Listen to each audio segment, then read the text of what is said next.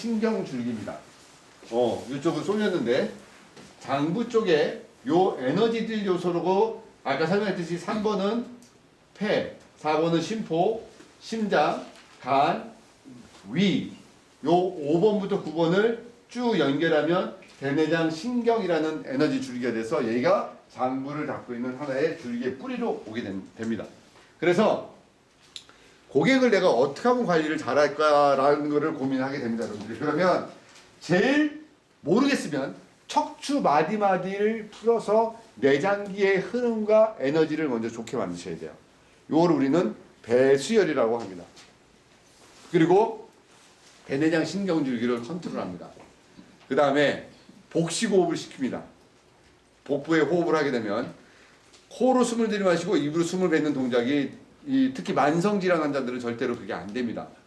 항상 고객이 오게 되면 눕혀놓고 제일 먼저 확인하는 게 그 사람이 호흡하는 걸 먼저 봅니다. 절대로 의식시키면 안 됩니다. 자, 누워 계세요라고 하고, 자, 편하게 숨 쉬고, 아니, 숨도 얘기하면 안 돼요. 편하게 누워 계세요라고 하면서 여러분들이 몰래 곁눈질로 그 사람이 숨 쉬는 걸 보셔야 돼요. 대부분의 만성질환자, 통증 있는 사람들은요, 흉식호흡을 합니다. 이래요. 특히 자가면역 질환, 뭐 어떤 질환에 있었던 이런 분들은요, 흉식호흡을 합니다. 자, 그러면 이 사람을 치유하려면 제일 먼저 하는 게 배에다 손을 대고 강제로 복식호흡을 시키기 시작합니다. 그리고 묻습니다. 원장님, 나 집에 가서 뭐 하면 또 빨리 좋아져요? 그럼 제가 얘기하죠. 배에다가 한 2kg짜리나 3kg짜리 아령을 배 위에다 얹어놓고 숨 들이마실 때 밀고 숨 뱉고 들이마시면서 밀고 이거 200개 하고 오라 그래요. 저는요. 그러면 그 사람은 그 동작이 너무너무 힘들거든요. 복식호흡이. 복식호흡이 해야지 내장기가 작동합니다. 내장기가 작동되는 원리는 두 가지 중에 하나인데, 하나는 음식물이 완전히 비어져 있을 때 내장기는 멈춥니다.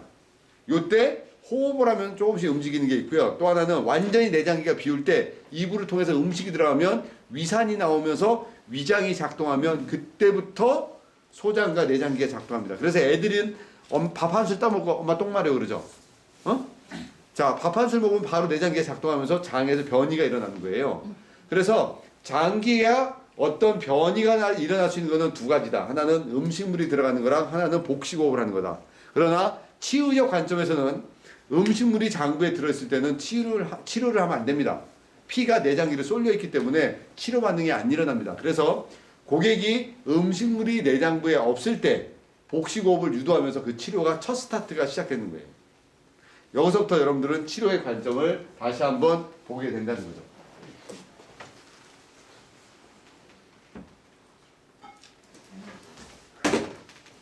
자, 보시게 되면 여기서 대내장 신경줄기라는 에너지가 나와서 각 내장기를 풀어주고, 여기 보게 되면 미주신경이라는 에너지 줄기가 또 나옵니다.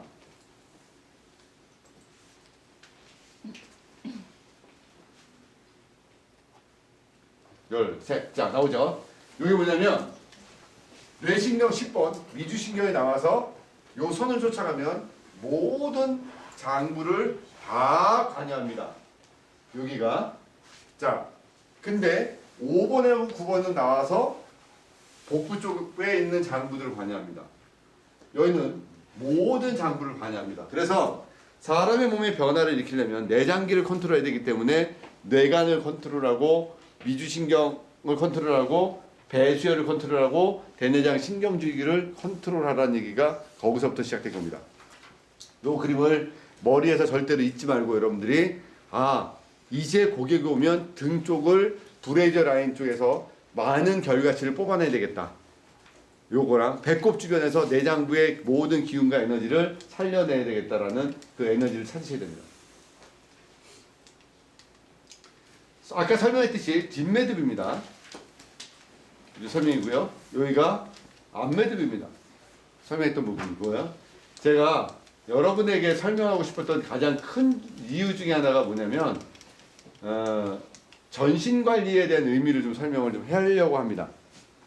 제가 계속 강조하는 것 중에서 부분관리란 있을 수가 없습니다 라는 얘기를 합니다. 부분관리란 있을 수가 없다. 우리 몸은 전신관리를 해서 몸을 회복 반응을 해야 된다. 어깨가 아파도 전신관리해야 되고요. 목이 아파도 전신관리해야 됩니다. 그 원인 중에서는 두 가지 때문에 그럽니다. 하나는 배하고 종아리 때문에 그럽니다. 하지 관리의 시작점은 요추 1번부터입니다. 그리고 몸에서 변화를 일으키려면 우리 몸의 근육량의 80%가 배꼽 밑에 하지에 있습니다.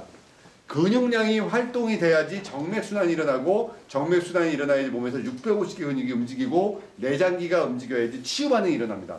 그래서 회복 반응이라는 거는 몸에서 피가 돌아야 되는데 그 중심이 종아리 하지에 있기 때문에 어깨가 아프든 머리가 아프든 허리가 아프든 무조건 다 하지를 풀어야 됩니다. 두 번째, 모든 고객은 복부를 풀어야 됩니다.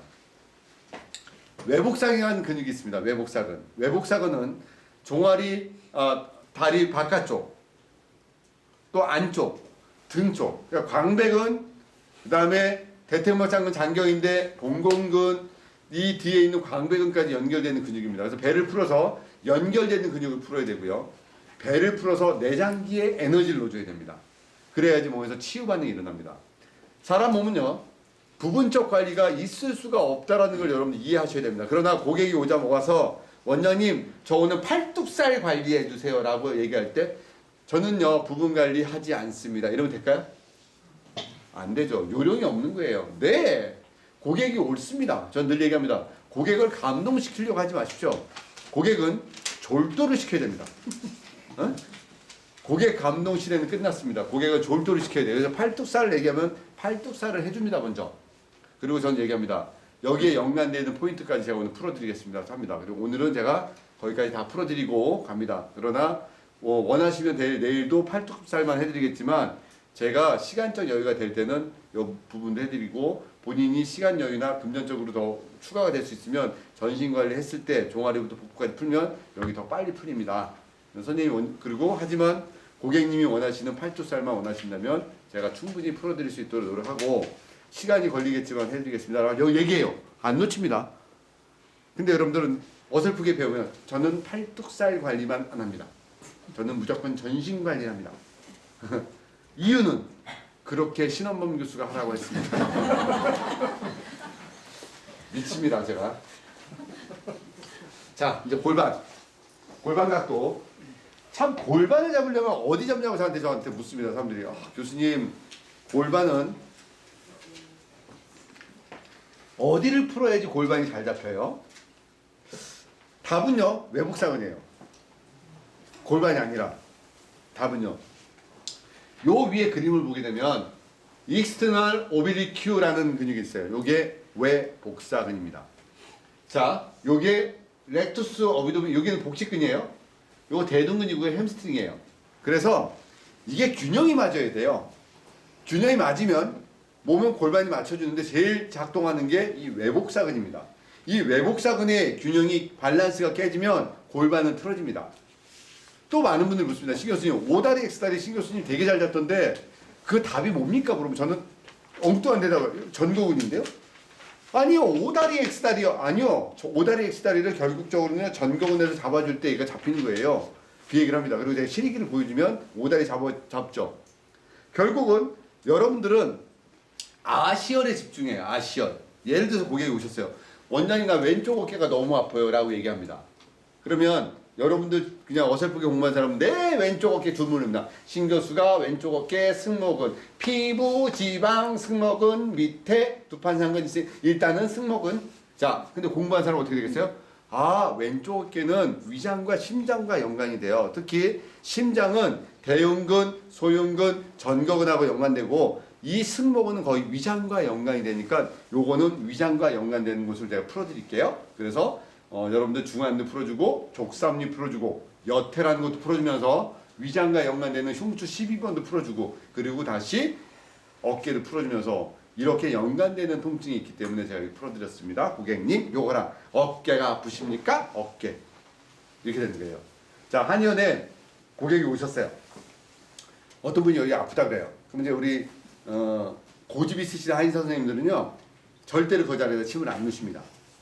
다른 곳에다 침을 넣습니다. 그리고 환자가 여기가 아프다고 그러면은 막 야단칩니다. 내가 놔주는 대로 맞으시라고. 그럼 그 환자는 다음날부터 안 옵니다. 근데 우리 한의사 선생님들이 한 5년 정도 넘어가고 10년 정도 되신 한의사 선생님들은 환자가 어디 아프다면 일단 아픈 데다가 한 2개, 3개를 먼저 침부터 꽂아서 줍니다. 환자가 더 이상 컴플레인 못하게. 그리고 나서 본인이 눕고 싶은 데 누십니다. 이게 더 현명해요. 문데 치료적 관점에서는 첫 번째 한의사 선생님이 더 맞을 수도 있어요. 근데 고객은 마음의 감정이 상하면 낫지가 않습니다. 제가 오늘 감정이라는 얘기를 되게 많이 해드렸잖아요. 감정이 편해야지 돼요. 어떤 날 그런 날 있지 않나요? 집에 갔더니 너무 우리 집에 계신 분이 잘해주고 편안한 날이 있어요. 근데 어느 날은 똑같은 분위기인데 분위기가 약간 쌀 때가 있어요. 그래서 내가 말을 던졌더니 따닥딱 쏴요. 그러면 그때 어떻게 해요? 말을 닫고 마음을 닫고 빨리 사라지는 모드로 들어가서 취침 모드로 들어가죠. 더 이상의 전쟁은 불가하다. 근데 어느 날은 그 젊을 때는 전쟁을 걸면 나는 융단 폭격을 하리라 하고 나도 많은 전쟁을 했었죠. 근데 어느 순간부터는 전쟁을 피하게 됩니다. 고객이 그래요. 내가 많은 양의 폭탄을 가지고 있어요. 너가 어디 아프든 나는 다 낫게 해줄 수 있거든. 터뜨리고 싶은데 고객은 저는요 여기하고요 여기만 해주세요. 아니요 거기 말고 배하고 종아리를 풀어냈다고요. 아니요 여기하고 여기만 해주십시오. 그럼 뭐라 그럴까요? 거기 맞아왔자 백날에도 안 나요 이럴 거예요? 원하는데 먼저 고객의 말에 절대 순응해라. 그리고 그들을 기절을 시켜라. 좁혀서 기절을 시켜놓고 치료하든 그 여러분의 마음이지만 감동을 받아서 기절하는 게 더 낫다는 거죠. 그리고 나서 그분들의 원한을 잡으려면 이론이 완벽해야 돼요. 요거 전신관리는요 항상 배하고 종아리하고 상경추가 들어가기 때문에 모든 관리는 전신관리를 할 수밖에 없어요. 복부 풀어야 되고요, 하지 풀어야 되고요, 상경추 풀어야 되기 때문에. 그리고 골반을 풀을 때는 반드시 또 배를 풀어야 되기 때문에 골반이 틀어졌어요라고 하면 계속 배를 풀어야 됩니다. 외복사근을 풀어야 되기 때문에. 요거고요. 자, 또 봅시다. 자, 제가 찍어서 해드린다 그랬어요. 근데 여러분들이 모르는 것 중에 하나가 이거를 내가 이해를 해야 되나 라고 하는 부분이 있습니다. 어디까지 고객 관리할 것이냐 라는 얘기를 제가 지금 조금 설명합니다. 현대 사회가 변했습니다. 저는 군대 시절에 컴퓨터를 써보지 못했고요. 타자를 썼습니다. 그죠? 그리고 제대하고 났더니 제 참 오래된 얘기지만 삐삐라는 게 생겼습니다. 그래서 삐삐를 차고 다녔어요. 그리고 핸드폰이 생겼고 어릴 때 집에 TV가 없었어요. 옆집에 놀러 가면 문 잠궈 놓는 흑백 텔레비 6시가 되면은 애국가 나오고 TV 틀었던 걸 봤던 시대인데 요즘은 핸드폰으로 TV를 봅니다. 그죠? 영화도 봐요. 은행 일도 다 해요. 저는 깜짝깜짝 놀랐던 것 중에 하나가 갑자기 세상이 바뀌었어요. 갑자기라는 말 내가 이렇게 표현해서 모르겠는데 저는 제 머릿속에 기차가 특급열차, 완행열차, 저기 우중열차밖에 없는데 어느 날 갑자기 KTX라는 게 생겨가지고 막 부산을 3시간에 달려요. 이게 바뀐 거죠. 그리고 전 국민이 모두 핸드폰을 들고 다녔잖아요. 우리 집에 전화가 없어요 이제. KT 전화. 집에 있는 전화기가 집에 없어요. 그 대신 우리 늦둥이까지 전부 다 핸드폰이 있어요 집에. 집에서도 서로 카통을 합니다. 집 안에서도. 그렇잖아요. 물 먹으러 갈 때도 손에 핸드폰 들고 다녀야 되고 화장실 갈 때도 들고 뭔가 항상 내가 움직일 때 손에 들어야 되는 하나의 도구가 됐죠. 이게 이제 문제가 여기서부터 시작되는데 지금 저도 큰딸이 23살이에요. 늦둥이가 8살입니다. 딸이. 가운데 20살짜리 또 딸이 있어서 딸이 셋인데 아이랑 대화를 해봅니다. 8살짜리 아이랑 대화를 해보면 이 시대의 대화를 합니다. 이 시대적인 대화. 둘째, 셋째도 마찬가지고 첫째도. 근데 저랑 공감되는 우리 50대끼리 얘기하면 우리는 추억을 얘기합니다. 너 버스 안내양한테 회수권 반 그려가지고 내본 적 있지. 우리끼리 맞춰. 그거 하나를요, 가짜 회수권을요, 색연필 나만 범죄를 저지르는 아무라고. 이 회수권을 막 그려서 반만 찢어내고 막 이랬던 것도 있고, 아낀다고 반을 찢어가지고 돌돌 말아가지고 낸 적도 있고, 막 그 우리끼리 웃어요. 그럼 우리 딸이 아빠 회수권이 뭐야? 23살짜리가 얘기해요. 막 설명해. 버스를 타려면 미리 나라에서 뭐가 주면 요런 표를 가지고 버스 산으로 가면은 이렇게 10장씩 들어있는 건데 그것도 한 번에서 60명이면 50명밖에 안 주면 나머지 회수권도 못 사고 이런 얘기하면은 헐 이래요. 헐. 자, 근데 그런 아이들이 지금 결혼 정령이 30대 후반으로 바뀌었어요. 그리고 제가 이번에 이제 박사들공 때문에 조사를 하다 보니까 전 국민의 60% 70% 이상이 전부 다 아니 도시 사람들은요 거의 80-90%가 전부 다 의료 실비보험이 들어있어요. 무서울 정도로 실비보험 다 들어있어요. 그러니까 결국 뭐냐면 병원에서 내가 쓰는 돈을 돌려받겠다는 뜻이에요. 요거에 많은 병원들이 혜택을 받아서 지금 병원들이 되게 많이 발전됐죠. 또 지금 우리나라 사람들이 병원 의존도가 더 높아졌어요. 실비보험 때문에. 옛날에는 참았어요. 돈이 들어가니까. 근데 요즘은 병원 갔다 와도 청구하면 돈 받으니까 병원 가서 막 수술하기 시작합니다. 자, 이게 문제가 두 가지인데, 결혼 연령이 늦어진 거랑 전 국민이 의료 실비보험이 들어가 있는 상황 때문에 요렇게 중산층이 몰려 사는 곳, 여러분들 부자가 보험에 드나요? 부자들은 보험 안 듭니다. 보험은 누가 들어요? 어설프게 사는 사람들이 드는 거예요. 사실 마찬가지. 왜? 큰일이 대비하기 위해서. 부자들은 그냥 있는 돈 내면 되잖아요. 저도 5명의 실비보험 다 들어놓고 우리 애들은 아빠 닮아서 이빨이 다 특이하게 생겨가지고 애들 전부 다 치아보험까지 다 들었어요. 여지없더라고. 큰애 1,000만 원 들어가요. 나한테 그러더라고. 아빠 할 말이 있대요. 아빠는 물건을 만약에 받았을 때 쓸 때 물건이 잘못된 거랑 만들 때 문제가 있는 거랑은 어떻게 생각해? 그래서 만든 사람이 잘못했지? 아빠 내 이빨 고쳐놔야지 그러면. 제조자 불량 아니야? 그래서 제가 그 말에 꼼짝 못하고 제조자 불량 비용 됐습니다. 근데 둘째가 또 찾아왔어요. 아빠 나 또한 제조 불량 아니겠습니까? 그래서 지금 둘째도 철도 깔았어요. 셋째는 안 나오는데 8살이 되고 나서부터 자꾸 잇몸이 보이기 시작해요. 점점 조금씩. 쟤 또한 제조자 불량에 또 어떤 걸 또 걸어주면 크레임에 걸릴 것 같아요. 자, 그렇다니까 모든 고객들이 지금은 의료 실비보험이 드러나다 보니까 어떤 일이 벌어지냐면 어깨가 아프고 허리가 아프면 일단 병원 갑니다. 병원 가서 물어봐요. 몇 번 받습니까? 도수치료 몇 번? 그러면 일단 돈을 받을 수 있는지 환급받을 수 환급해요. 그럼 내가 200을 쓰면 돌려받을 수 있으면 여기 가죠. 근데 여기 마사지샵 되게 잘한데 갔더니 20만 원이래요. 근데 저 20만 원 한 번이면 났는데 근데 저 돈은 못 받아. 어떻게 되냐 일반인들은요? 여기 갑니다. 10번 가더라도. 돌려받으니까. 이게 현재 우리나라 의료 시스템으로 바뀌었고요. 그 다음에 전 국민이 알다시피 안마의자가 집집마다 들어가고 있습니다. 또 하나, 각 건물마다 중국 마사지, 타이 마사지 들어가 있고요. 전국의 피부샵이 편의점 숫자보다 많습니다. 지금. 이런 현상이 벌어지고 있는 상황에서 여러분들 어떤 사람들을 주 타겟으로 가야 되냐면요. 이제 타겟은 아예 부자 아니면 아예 노년층으로 가셔야 됩니다. 아프면 어떻게 되냐면 병원 10번 다니는 거 귀찮아요. 한 번 다니는 게 좋아요.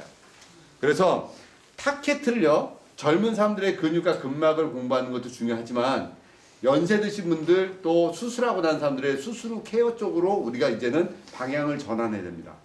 중풍 후유증, 뇌혈관 질환 후 나서 약간 불편한 사람들, 유방암 수술하고 나서 이 수술할 때 됐던 부위들, 무릎 인공관절 하고 나서 무릎이 안 좋은 사람들, 노인성 질환으로 근육이 뻣뻣하고 통증이 오는 사람들, 이런 사람들을 진짜 케어를 잘할 수 있으면 여러분들은 소문이 나기 시작해요. 트렌드가 바뀌었다고요. 어설픈 사람들 여러분한테 안 옵니다. 진짜로 여러분 단단하게 마음을 먹으셔야 돼요. 그리고 여러분들 어설픈 학력으로 안 됩니다. 이제. 그래서 제가 우리 제자들한테 석사 박사 반드시 하라고 얘기합니다. 학력 레벨 올리시고 실력 레벨 올리셔야 돼요. 그리고 타겟을 정확하게 정하셔야 되고요. 전문의처럼 어떤 부위가 정확하게 정해지셔야 돼요. 그러려면 파고들어야 됩니다. 공부를.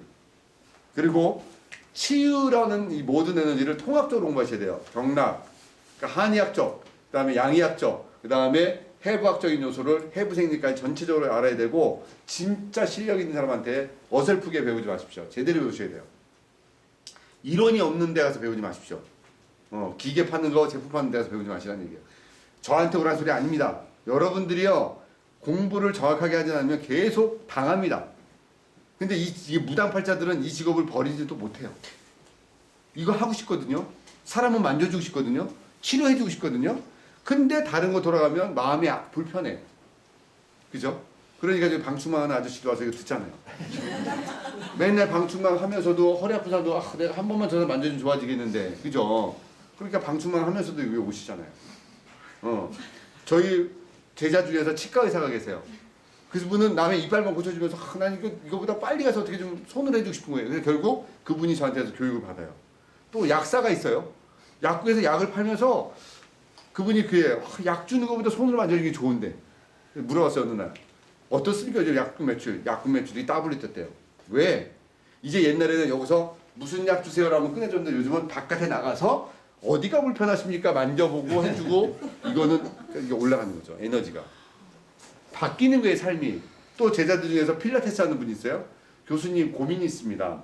옆에 샵이 또 생겼대. 필라테스 샵이. 거기는 한 달에 8만 원이래. 나는 9만 원인데 글로 다 간대. 내가 그래서 단가 올리고 치유 필라테스를 만들어라. 요거는 40만 원만 만들어봐. 어떻게 되나? 라디오 문화로 연락할게요. 자기는 모든 과정이 치유 필라테스 40만 원짜리 다 받겠어요. 똑같은 건 안 돼요. 결국 이 성장이라는 얘기를 하고 싶어서 제가 합니다. 이제는 타켓을 또 바꾸셔야 돼요. 우리는 여태까지 정상적인 성인을 가지고 타켓을 했어요. 그리고 이제 아픈 사람을 타켓을 했어요. 근데 어느 날 엔젤 산업이라는 아이들을 타켓으로 했었어요. 그리고 이제 또 어느 날 나이 드신 분들도 타켓을 합니다. 근데 나이 드신 타켓도 이제 또 넘어가요. 어떻게? 후유증으로 가야 돼요. 중풍 후유증, 수술 후유증, 암 치료하고 났을 때 후유증, 그 뒤에 어떤 케어. 이렇게 가려면 이 성장이라는 단어를 이해하셔야 돼요. 성장기는요. 고객들이 찾아옵니다. 교수님 큰일 났어요. 왜요? 우리 애가요 이제 6학년인데 생리가 시작됐어요. 다 큰 거 아닌지 걱정해요. 제가 얘기합니다. 걱정하지 마세요. 여자아이들은요 생리가 시작돼도 4, 5년은 더 큽니다. 성장소는 생리 됐어도 그거는 자라나니까 마지막까지 성장선이 열리는 곳이 척추뼈하고 손목인데 특히 척추는 자극을 주면 더 늘어나고 단단할 수 있으니까 줄넘기 같은 거 시켜주십시오. 그게 울프의 법칙이라는 거가 있어서 뼈는 자극을 주면 단단하고 커지기 때문에 성장 쪽은 그렇게 해줍니다. 근데 거기까지 괜찮은데 교수님 그럼 성장하는 아이들의 마사지는 어떻게 해줘야 돼요? 똑같이 해주면 돼요 어른하고? 아니에요. 성장기에 있는 애들의 마사지는 어른처럼 하면 안 됩니다. 어른들의 마사지는요 혈액순환 마사지하고 호흡 마사지, 전신 순환 마사지예요. 애들의 마사지는 흔들어주는, 손으로 흔들어, 기계 같은 거 흔들면 안 돼요. 손으로 관절이나 이 척추 같은 데를 흔들어주는 파동 마사지를 해줘야 돼요.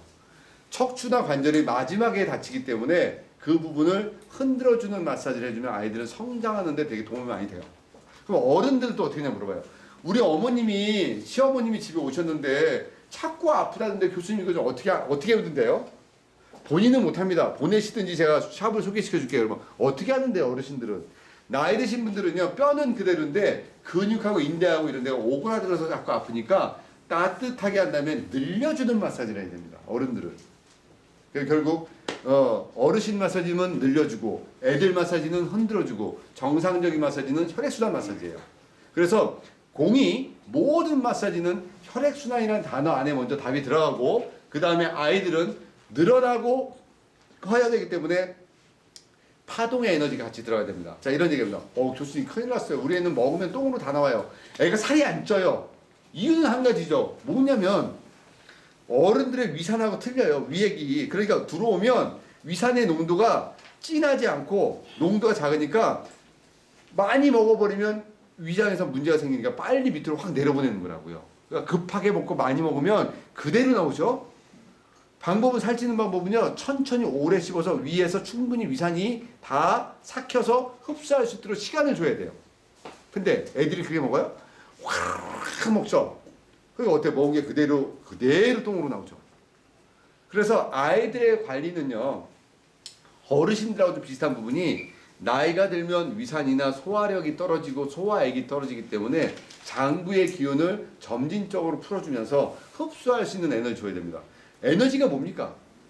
가만히 있으면 생기나요? 제가 기를 주면 기가 들어가나요? 자기가 섭취하는 에너지가 있다고요. 그게 하나의 또 치유기 때문에 이쪽 계통에서 반드시 우리가 얘기해 주는 게 섭생이에요.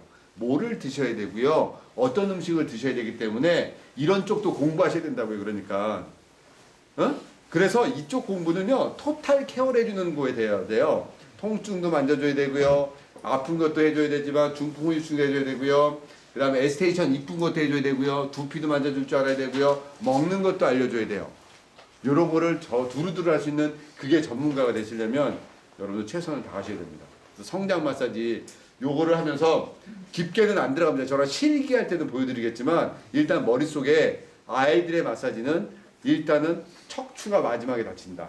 흔들어주는 마사지를 해준다. 어른들의 마사지는 늘려주는 마사지를 해준다. 정상적인 성인들의 마사지는 혈액순환 마사지하고 복식호흡을 시켜서 장부의 에너지가 돌아가는 마사지를 해준다. 요렇게 틀을 잡으면 됩니다.